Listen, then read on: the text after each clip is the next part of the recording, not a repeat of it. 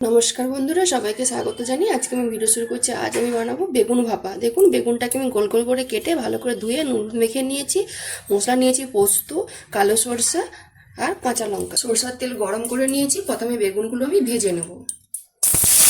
হালকা লাল লাল করে ভেজে নিয়েছি, জায়গাতে তুলে নেবো। এইভাবে সব বেগুনগুলো আমি ভেজে নেব। বেগুনগুলো সব ভেজে নিয়েছি। এবারে বাটা মশলা, কালো সরষা, পোস্ত, কাঁচা লঙ্কা মশলা বাটাটা আমি পুরোটাই দিয়ে দিলাম। 1 চিমটে হলুদ গুঁড়ি, ঝাল লঙ্কা গুঁড়ো, পরিমাণ মতো নুন, 1 চামচ চিনি। বেগুনের গায়ে ভালোভাবে মশলাটাকে আমি মেখে নেব। ভালোভাবে মশলাটা মেখে নিয়েছি। এবার একটা টিফিন বক্স নিয়েছি। টিফিন বক্সের ভিতরে আস্তে আস্তে একটু বেগুনগুলো সব দিয়ে দেবো। পুরো মশলাটা পরিষ্কার করে মুছে দিয়ে দিলাম। সামান্য একটু মশলা ধোয়া জল, উপর থেকে কাঁচা সরষার তেল, চিরা কাঁচা লঙ্কা দিয়ে টিফিন বক্সের ঢাকনাটা আমি লাগিয়ে দিলাম। জলটা গরম করে নিয়েছি। এবারে স্ট্যান্ডের উপরে এই টিফিন বক্সটা আমি দিয়ে দেবো। দিয়ে একটা চাপা দিয়ে দেবো।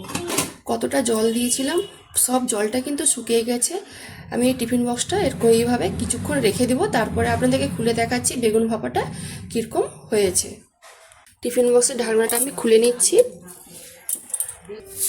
কত সুন্দর হয়েছে বেগুন ভাপাটা, দেখুন পুরো রস মরে গেছে। এবার জায়গাতে আমি ঢেলে নেব। বেগুন ভাপাটা প্লেটে সুন্দর করে সাজিয়ে নিয়েছি।